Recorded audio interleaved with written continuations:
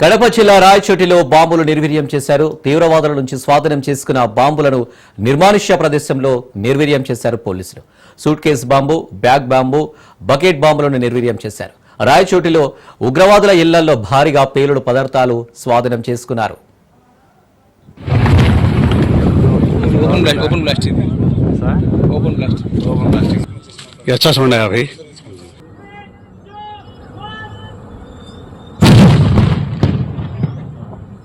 అంతే sir.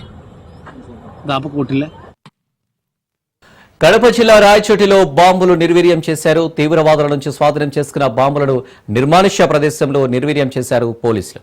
Suit case bomb, bag bomb, bucket బాంబులను నిర్వీర్యం చేశారు. రాయచోటిలో ఉగ్రవాదుల ఇళ్లలో భారీగా పేలుడు పదార్థాలు స్వాధీనం చేసుకున్నారు. అంతే సార్.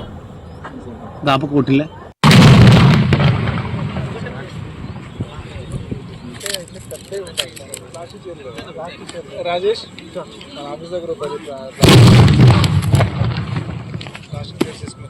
अच्छा सुना है भाई.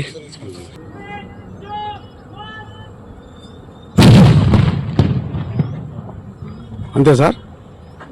దాపు కోటిలే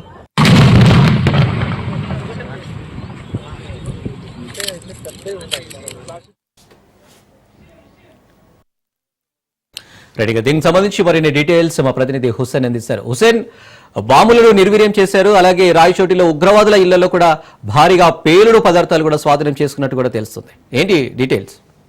okay, thank you Anil. Kadapa జిల్లా అంటే ఉమ్మడి కడప జిల్లాలో ఉన్నటువంటి రాయచోటిలో గత 3 రోజుల క్రితం అరెస్ట్ అయినటువంటి అబూబకర్ సిద్దికి తర్వాత మన్సూర్ అంటే మొహమ్మద్ అలీ అలియాస్ మన్సూర్ అనేటువంటి ఇద్దరు ఉగ్రవాదులను తమిళనాడు ఏటీఎస్ అధికారులు అరెస్టు చేసి తీసుకెళ్లడం జరిగింది. వాళ్ళను వాళ్ళ అరెస్టుతో పాటు కోర్టుకు పంపగా రిమాండ్ కూడా జరగడం జరిగింది. తర్వాత జరిగినటువంటి అనేకమైనటువంటి సంచలనాత్మక వివరాలు రాయచోటిలో వెలువడ్డాయి. ఇక్కడ ఉన్నటువంటి స్థానిక పోలీసుల సహకారంతో ఇంటెలిజెన్స్ బ్యూరో తర్వాత ఏటీఎస్ అధికారులు వీళ్ళందరూ కలిసి పూర్తిగా ఈ యొక్క ఉగ్రవాదుల దాదాపు 30 ఏళ్లుగా ఉంటున్నటువంటి ఈ ఉగ్రవాదుల ఇళ్లను పూర్తిగా సీజ్ చేసి అక్కడ ఏమేమి ఉన్నాయో అనేటువంటి విషయాన్ని కూడా పూర్తిగా తెలుసుకున్నారు.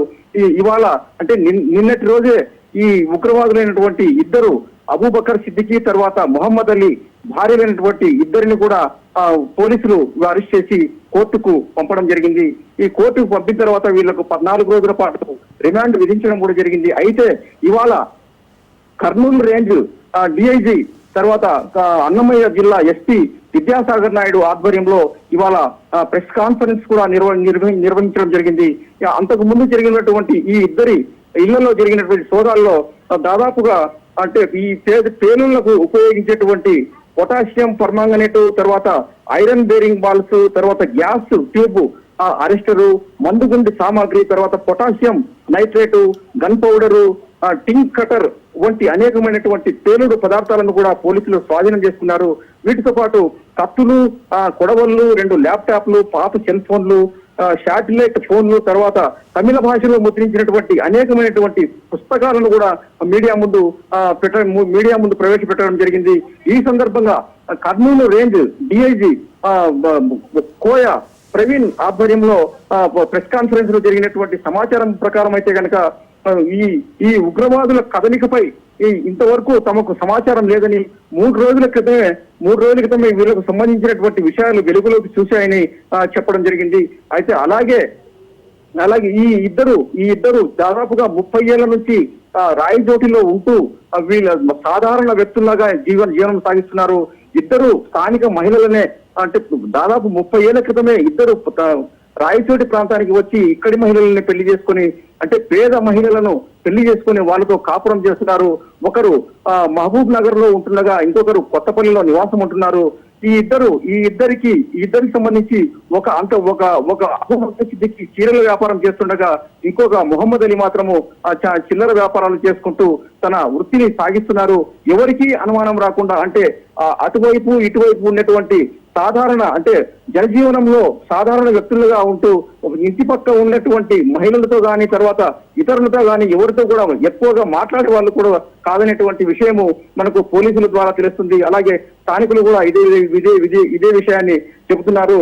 వీళ్ళిద్దరూ మారు పేర్లతో తిరుగుతూ అదే మారు పేర్లతోనే ఉంటూ ఇక్కడ జీవనం సాగిస్తున్నారు. అందరితో కలిసి జీవనం సాగిస్తున్నారు. ఎవరికి ఎలాంటి అనుమానాలు రాకుండా కూడా జాగ్రత్త పడ్డారు. 3 రోజుల క్రితం అనుకోకుండా ఈ సంఘటన జరిగింది. తమిళనాడు నుంచి వచ్చినటువంటి ప్రత్యేక టీం వాళ్ళను అరెస్ట్ చేయడం జరిగింది. ఈ టీం వచ్చిన తర్వాత గానీ వీళ్ళు రాయచోటిలో ఉగ్రవాదులు ఉన్నారు అనేటువంటి విషయము రాయచోటి పోలీసులకు కూడా తెలిసింది. రాయచోటి పోలీసుల సహకారంతోనే తమిళనాడుకు చెందినటువంటి ATS అధికారులు వాళ్ళను అరెస్ట్ చేసి తీసుకెళ్లడం జరిగిందని కూడా చెప్పారు అని. తర్వాత అన్నమయ్య జిల్లాలో వీళ్ళ ఇళ్ల సోదాల్లో జరిగినటువంటి సంచలనమైనటువంటి పదార్థాలు అంటే బ్లాస్టింగ్ కు ఉపయోగించేటువంటి పదార్థాల్లో ఇవాళ పోలీసులు స్వాధీనం చేసుకున్నారు. వాటిలో ఒక సూట్ కేసులో 3 బాంబులు ఉన్నాయి. వీటిని అబూబకర్ సిద్దికి తయారు చేసినట్లుగా పోలీసులు చెబుతున్నారు. వీటిని రాయచోటికి దూరంగా తీసుకెళ్లి ఆ 3 సూట్ కేసులో ఉన్నటువంటి 3 బాంబులను కూడా బ్లాస్ట్ చేయడం జరిగింది. పూర్తిగా బ్లాస్ట్ చేయడం జరిగింది Anil. Right Hussain, thank you.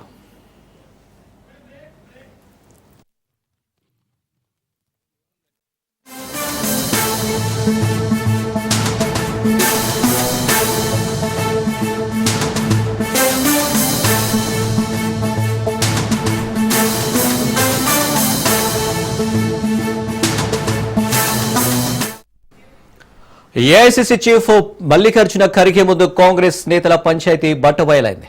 ఖర్గేను కలిసి అలిగి వెళ్లిపోయారు ప్రేమ్సాగర్ రావు. ప్రభుత్వ చీఫ్ విప్ పదవిని ప్రేమ్సాగర్ రావు తిరస్కరించారు. ప్రేమ్సాగర్ రావును బుజ్జగించేందుకు భట్టి ప్రయత్నాలు చేశారు. తన కారులో ప్రేమ్సాగర్ రావును తీసుకువెళ్లిన డిప్యూటీ సీఎం భట్టి విక్రమార్క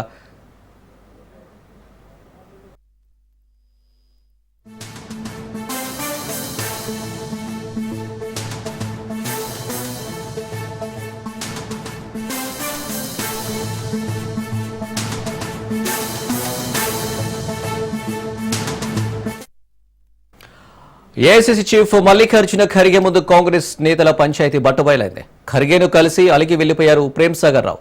ప్రభుత్వ చీఫ్ విప్ పదవిని ప్రేమ్సాగర్ రావు తిరస్కరించారు. ప్రేమ్సాగర్ రావును బుజ్జగించేందుకు భట్టి ప్రయత్నాలు చేశారు. తన కారులో ప్రేమ్సాగర్ రావును తీసుకువెళ్లారు డిప్యూటీ సీఎం భట్టి విక్రమార్క.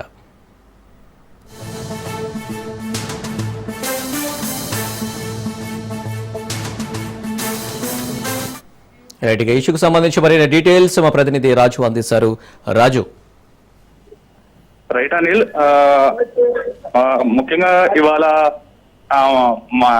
ఇటీవల కేబినెట్ లో చోటు దక్కనటువంటి నేతలు ఆశావాహులు కూడా పెద్ద ఎత్తున అసంతృప్తితో మొదటి నుంచి పార్టీలో ఉన్నటువంటి పరిస్థితి అయితే ఉంది. పార్టీకి చెందినటువంటి ఎమ్మెల్యేలు కూడా కీలకంగా వారు అసంతృప్తి వ్యక్తం చేస్తూ ఆ మంత్రివర్గ విస్తరణ రోజే కీలకంగా వారి నివాసాలకు రాష్ట్ర నాయకత్వం నేతలు కూడా వెళ్లి ఉజ్జగించేటటువంటి ప్రయత్నం చేశారు. అందులో ప్రేమ్సాగర్ రావు, మంచిర్యాల ఎమ్మెల్యే ప్రేమ్సాగర్ రావుతో పాటు అటు బోధన్ ఎమ్మెల్యే సుదర్శన్ రెడ్డి, అదేవిధంగా పలువురు రాజగోపాల్ రెడ్డితో పాటు పలువురు ఎమ్మెల్యేలను బుజ్జగించేటటువంటి ప్రయత్నం చేశారు. అయితే ఇవాళ ఆ యొక్క బుజ్జగింపుల పర్వానికి సంబంధించి ముఖ్యంగా మంత్రివర్గ విస్తరణ చేయాలనేటటువంటి ఆలోచనలో ఏఐసిసి ఉన్నట్లు తెలుస్తా ఉంది. అందులో భాగంగానే ఆశావాహులను పిలిచి వారి అభిప్రాయాలను తెలుసుకోవాలనేటటువంటి భావనలో ఏఐసిసి చీఫ్ మల్లికార్జున ఖర్గే ఇవాళ హైదరాబాద్ కు వచ్చిన నేపథ్యంలో వారితో ఆశావాహులు మంత్రి పదవి ఆశిస్తున్నటువంటి నేతలతో 1-to-1 భేటీ నిర్వహించారు. అందుకు సంబంధించి కూడా టిపిసిసి ఏర్పాట్లు చేసింది. ప్రధానంగా 6 ఎమ్మెల్యేలను ఈ యొక్క ఖర్గేతో భేటీకి సంబంధించి కూడా వారికి ఆహ్వానం పంపినటువంటి పరిస్థితి ఉంది. ప్రధానంగా మంచిర్యాల ఎమ్మెల్యే ప్రేమ్సాగర్ రావుతో పాటు అటు బోధన్ ఎమ్మెల్యే సుదర్శన్ రెడ్డి, అదేవిధంగా ప్రభుత్వ విప్ ఆది శ్రీనివాస్, మల్రెడ్డి రంగారెడ్డి, పరిగి ఎమ్మెల్యే రామ్మోహన్ రెడ్డి, వీరితో పాటుగానే అటు వీరందరినీ కూడా అటు మల్లికార్జున ఖర్గే భేటీకి ఆహ్వానించినటువంటి పరిస్థితి అయితే ఉంది. ఈ నేపథ్యంలోనే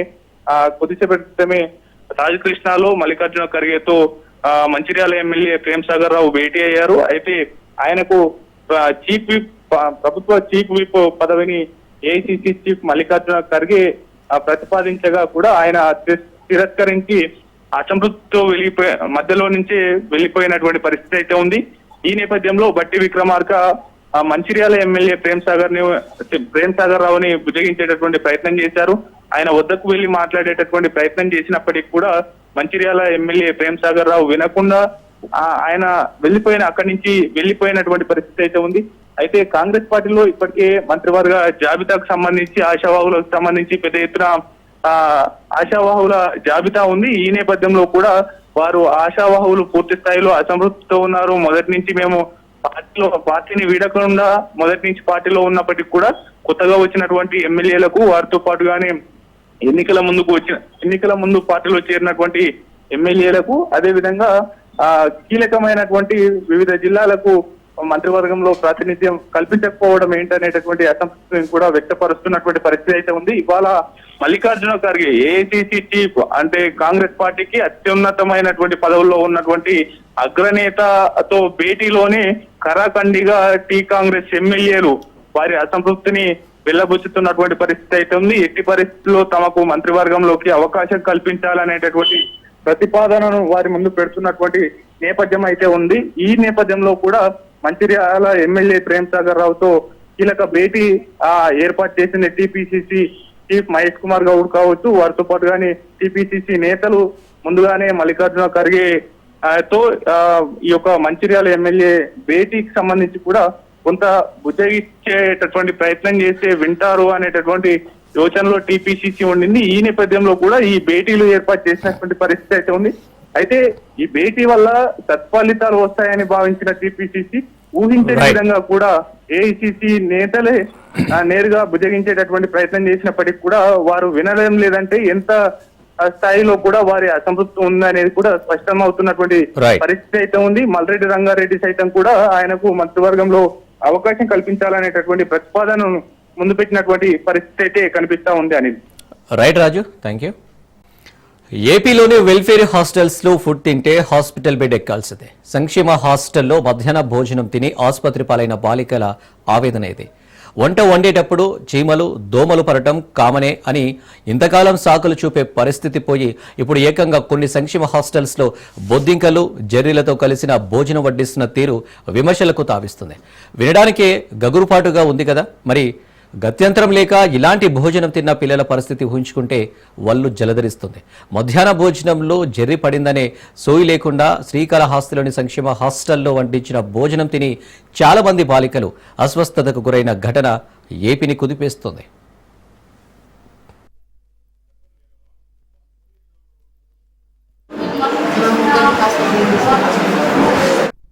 Slowly rooms are considered. I don't care, but మనం అన్నేసారంటే we implement what I told you. నీకు అన్న క్యాంటీన్ ఫుడ్ తెప్పి పెట్టారు మీరు బాగుపడరు. ఎందుకంటే వీళ్ళు ఇచ్చే డబ్బులు తక్కువ. I cannot take. నేను కష్టపడి అన్ని మీకు రిపేర్ చేస్తా ఉంటాయి. ఈ జేబులు పడ్డాయి, ఫుడ్ పడ్డాయి, రెడీ అది కూడా చూసుకోకపోతే అది నేను పడిపెట్టేది. Immediate check and you go next అన్ని కూడా నా 1 వీక్ లో total report personal have report in 1 week with everything A to C. Okay, I talk to the tomorrow.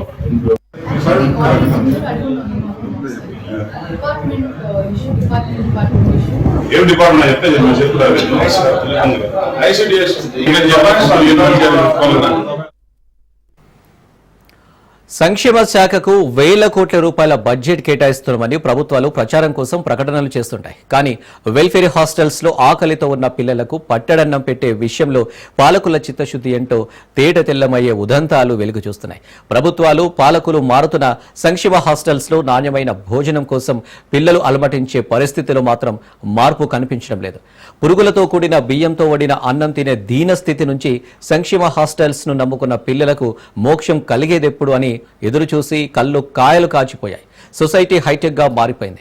జీవన ప్రమాణాలు పెరిగిపోయాయని చెప్పుకుంటున్నాం. కానీ వారం రోజులు వెల్ఫేర్ హాస్టల్స్ లో ఉంటే అక్కడి పరిస్థితిలో మాత్రం జమానా నుంచి ఎలాంటి మార్పు రాలేదన్న వాస్తవాన్ని అంగీకరించక తప్పదు. ఎప్పటి మాదిరిగానే సంక్షేమ హాస్టల్స్ లో కలుషిత ఆహారం తిని అస్వస్థతకు గురైన బాలికలు ఆసుపత్రిలో చేరారని మరోసారి బ్రేకింగ్ న్యూస్ వచ్చింది.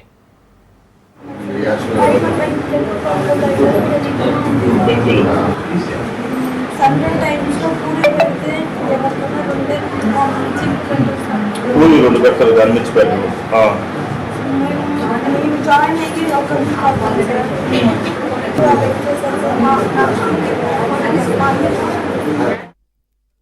ఇక సంక్షేమ హాస్టల్స్ లో మేనేజ్మెంట్ సంక్షోభం అనే జాడ్యం ఎప్పుడు వదులుతుందో అప్పుడే పిల్లలకు నాణ్యమైన భోజనం అందుతుంది. ఈ వాస్తవాన్ని ప్రభుత్వాలు గుర్తించినంత వరకు జెర్రీలు, తేళ్లు, బొద్దింకలు ఇలా సర్వ కీటకాలతో వండిన వంటను తిని వెల్ఫేర్ హాస్టల్స్ ను నమ్ముకున్న పిల్లలు దినదిన గండంగా కాలం గడపాల్సిందే. స్వయంగా ఏపీ హోంమంత్రి అనిత బాలికల హాస్టల్స్ లో నాసిరకం భోజనం వడ్డించడంపై వార్నింగ్ ఇచ్చి 4 రోజులు గడవక ముందే శ్రీకాళహస్తిలో మరో దారుణం బయటపడింది. ఈసారి ఏకంగా జర్రిపడిన భోజనం తినడంలో చాలా మంది బాలికలు ఆసుపత్రి పాలయ్యారు. వంట చేసేటప్పుడు నిర్లక్ష్యంగా ఉండడంతో జరిగిన తప్పు ఈ పిల్లల ప్రాణాల మీదకు వచ్చింది. ప్రభుత్వం దృష్టిలో ఇది శరమామూలే కావచ్చు, కానీ పిల్లలను హాస్టల్స్ చేర్పించిన తల్లిదండ్రులు ఈ వార్తను విన్నాక పడే ఆందోళన, ఆవేదన అరణ్య రోదనగా మిగిలిపోతుంది. ఇప్పటికైనా సీఎం చంద్రబాబు, మంత్రి నారా లోకేష్ ఈ విషయంపై దృష్టి సారించి తగిన దిద్దుబాటు చర్యలు తీసుకోవాలని తల్లిదండ్రులు డిమాండ్ చేస్తున్నారు.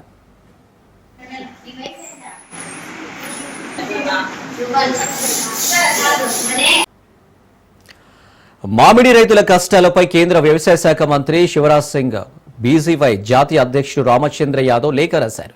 కర్ణాటకలో మామిడి రైతులకు గిట్టుబాటు ధర కింద కేజీ 16 రూపాయలు ఇస్తున్నట్లు ఏపీ రైతులకు కూడా ఇవ్వాలని రామచంద్ర యాదవ్ డిమాండ్ చేశారు. మామిడి రైతుల కష్టాలపై కేంద్ర మంత్రి కుమారస్వామి లేఖ రాయగా అందుకు కేంద్రం స్పందించి గిట్టుబాటు ధర ఇచ్చిందని ఆయన గుర్తు చేశారు. రైతులు పడుతున్న కష్టాలను పరిగణలోకి తీసుకుని వారికి అండగా నిలవాలని రామచంద్ర యాదవ్ కేంద్ర మంత్రికి విజ్ఞప్తి చేశారు. చంద్రబాబుకు మామిడి రైతుల కష్టాలు తెలియదని రామచంద్ర యాదవ్ ప్రశ్నించారు. రైతులకు న్యాయం చేయడం చేతగాకపోతే తామే కేంద్ర మంత్రిని కలిసి సమస్యను విన్నవిస్తామని తెలిపారు. హైదరాబాద్ బల్కంపేట ఎల్లమ్మ అమ్మవారి కళ్యాణ మహోత్సవం, రథోత్సవం, బోనాల జాతర ఘనంగా నిర్వహించడం జరిగిందని సనత్ నగర్ నియోజకవర్గ కాంగ్రెస్ ఇన్ఛార్జ్ డాక్టర్ కోట నీలిమ తెలిపారు. అమ్మవారి కళ్యాణోత్సవంలో 6 లక్షల మంది భక్తులు పాల్గొన్నారని కోట నీలిమ తెలిపారు. కాంగ్రెస్ ప్రభుత్వం ప్రత్యేక బడ్జెట్ కేటాయించిందన్నారు. 1000 మంది పోలీసులతో పటిష్ట భద్రత ఏర్పాటు చేశామని కోట నీలిమ తెలిపారు. బల్కంపేట ఎల్లమ్మ కళ్యాణ మహోత్సవం ఏర్పాట్లపై ప్రత్యేక చొరవ తీసుకున్న సీఎం రేవంత్ రెడ్డికి, ఇన్ఛార్జ్ మంత్రి పొన్నం ప్రభాకర్కి, మంత్రి కొండ సురేఖకు కోట నీలిమ ప్రత్యేక కృతజ్ఞతలు తెలిపారు. బల్కంపేట్ ఎల్లమ్మ తల్లి కళ్యాణోత్సవం ఘనంగా అంగరంగ వైభవంగా జరిగింది. మీ అందరి మధ్యలో మీరందరూ చూశారు. లక్షలాది మంది సామాన్య భక్తులు, అలాగే వందల మంది సెలబ్రిటీస్, విఐపీస్ వచ్చి అమ్మవారి ఆశీర్వాదం తీసుకుని వెళ్ళటం జరిగింది. ఈ మొత్తం ఫెస్టివల్ కళ్యాణోత్సవం గాని, పూజలు గాని, రథోత్సవం గాని ఇంత సక్సెస్ఫుల్ గా అయినందుకు నేను అందరికీ ధన్యవాదాలు చెప్తున్నాను. ఎండోమెంట్ డిపార్ట్మెంట్ కి, టెంపుల్ సిబ్బందికి, లా అండ్ ఆర్డర్, అలాగే ట్రాఫిక్ పోలీస్ కి, హెల్త్ డిపార్ట్మెంట్ కి, శానిటేషన్ డిపార్ట్మెంట్ కి, ఎలక్ట్రిసిటీ, ఇలా ఎన్నో మొత్తం కలిపి ఒక 15-18 డిపార్ట్మెంట్స్ తో క్రితం నెల రోజుల నుంచి 100 కంటే ఎక్కువ పాయింట్స్ మీద మేము కోఆర్డినేట్ చేసి ఒక్కొక్క పాయింట్ ని ఎలా మనం సాల్వ్ చేయాలి, దానికి మనం ఎలా బెటర్ ఫెసిలిటీస్ సామాన్య భక్తులకు ఇవ్వాలి అని మేము ప్రయత్నించాం. ఆ డిపార్ట్మెంట్స్ అందరికీ మా ధన్యవాదములు. చాలా గొప్పగా క్రితం సారి కంటే కూడా ఇంకా బాగా జరిగిన ఈ కళ్యాణోత్సవం అమ్మవారి ఆశీస్సుల మూలంగా, అమ్మవారి కళ్ళు ఎదురకుండా మనం అందరం